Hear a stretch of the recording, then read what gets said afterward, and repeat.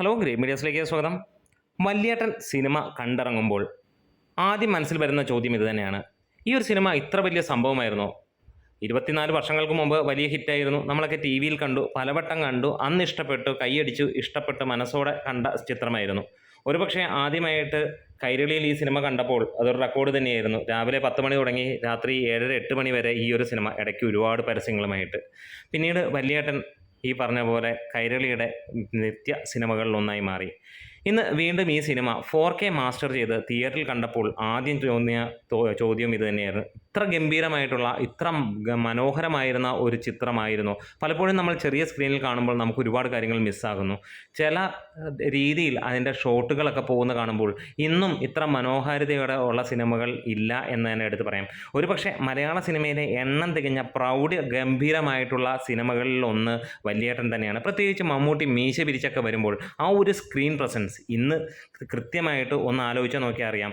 ഇവർക്ക് ശേഷം, മമ്മൂട്ടി മോഹൻലാലിന് ശേഷം അതേപോലെ പ്രൗഢഗാംഭീര്യമുള്ള ഒരു നായകൻ മലയാളത്തിലുണ്ടോ എന്ന് ചോദിച്ചാൽ നമുക്ക് ഇന്നത്തെ കാലത്ത് കാണാനില്ല എന്നുള്ളതാണ്. അവരുടെ കാലത്തുണ്ടായിരുന്നു എന്ന് മാത്രം പറയാം. ബിഗ് സ്ക്രീനിൽ ഒരു ദൃശ്യ വിസ്മയം തന്നെയാണ് ഈ സിനിമ തീർത്തിരിക്കുന്നത്. ഇന്ന് 4Kയിൽ കാണുമ്പോൾ നമുക്ക് കാണാൻ കഴിഞ്ഞ കാര്യം അതിൻ്റെ പിക്ചർ ക്വാളിറ്റി ആയിരുന്നു. പിക്ചർ ക്വാളിറ്റി അതിഗംഭീരം എന്ന് തന്നെ പറയാം. നമ്മൾ ഇതിനു മുമ്പും 4K റീ റിലീസ് സിനിമകൾ കണ്ടിരുന്നു. പക്ഷേ അതിനൊന്നും ആ ഒരു രീതി നമുക്ക് ലഭ്യമായിരുന്നില്ല എന്നുള്ളത് തന്നെയാണ്.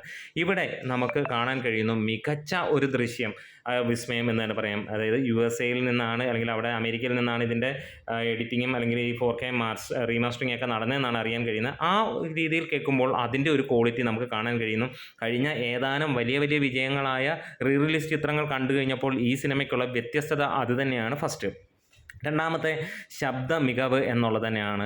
ഗംഭീരം എന്ന് തന്നെ പറയാം. സമീപകാലത്തൊന്നും ഇങ്ങനെ ഒരു ക്ലാസ് മാസ് ഗണത്തിൽപ്പെടുന്ന ഒരു സിനിമയും കണ്ടിട്ടില്ല. കഴിഞ്ഞ ഒരു 10 വർഷം എടുത്തു നോക്കിയാൽ ഇങ്ങനെ കൊള്ളാവുന്ന സിനിമകൾ കണ്ടിട്ടില്ല. 2000 കാലഘട്ടത്തിൽ നരസിംഹവും വല്യേട്ടനുമൊക്കെ ഉണ്ടായിരുന്നപ്പോൾ നമുക്കറിയാമായിരുന്നു അതൊരു ഒന്നൊന്നര കൊടൂരം മാസ് ചിത്രങ്ങളുടെ പട്ടികയിൽ വരുന്നതാണ്.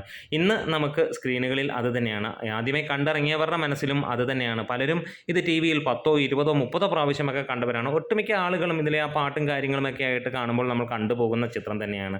പക്ഷേ ഇവിടെ ബിഗ് സ്ക്രീനിൽ കാണുമ്പോൾ ഒരു പുതിയ സിനിമ കണ്ട അതേ ഫീൽ. ഇതിന് നിങ്ങൾ മമ്മൂട്ടി ഫാൻ ആകണമെന്നൊന്നുമില്ല ഈ സിനിമ കാണണമെങ്കിൽ, അല്ലെങ്കിൽ അങ്ങനെ ഒന്ന് കണ്ടേക്കാമെന്ന് തോന്നണം. കാരണം ഇതുവരെ നമ്മൾ റീമാസ്റ്റർ ചെയ്ത് വന്ന സിനിമകളിൽ ഏറ്റവും മികച്ച ക്വാളിറ്റിയോടെ വന്നിരിക്കുന്ന ചിത്രമായിട്ടാണ് ഈ ഒരു സിനിമ ഫീൽ ചെയ്തിരിക്കുന്നത്. എനിക്ക് മാത്രമല്ല, ഒട്ടുമിക്ക സിനിമ കണ്ടിറങ്ങുന്നവർക്കും ആ ഒരു സിനിമ. അതേപോലെ തന്നെ സിനിമയുടെ മനോഹാരിത എങ്ങും ചോർന്നു പോകാതെ, അതായത് ചില സിനിമകൾ ഗംഭീരമായിരുന്ന ഏറ്റവും മനോഹരമായ ചിത്രങ്ങളെ റീമാസ്റ്റർ ചെയ്ത് കഴിഞ്ഞപ്പോൾ അതിൻ്റെ മ്യൂസിക്കൊക്കെ മാറ്റി ഒന്ന് നശിപ്പിച്ചിട്ടുണ്ടെങ്കിൽ ഈ സിനിമയ്ക്ക് ഒന്നും തന്നെ സംഭവിച്ചിട്ടില്ല.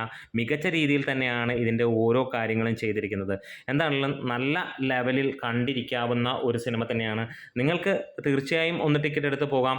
കാരണം നല്ല രസകരമായിട്ട്, വർഷങ്ങൾക്ക് മുമ്പ് നമ്മൾ കണ്ടതാണെങ്കിൽ പോലും ഒരുപാട് കാര്യങ്ങൾ, ഈ പല ഷോട്ടുകളും അതിൻ്റെ, അല്ലെങ്കിൽ ഷാജി കൈലാസ് എന്ന ഡയറക്ടറിൻ്റെ ഒരു ക്ലാസിക്സ്, അല്ലെങ്കിൽ ഒരു കാലഘട്ടത്തെ ഒരു വലിയ സംഭവമായിരുന്നു ആ ഒരു ഡയറക്ടർ എന്ന് കാണിക്കുന്ന, അല്ലെങ്കിൽ നമ്മളെ ബോധിപ്പിക്കുന്ന ചിത്രം തന്നെയാണ് വല്യേട്ടൻ.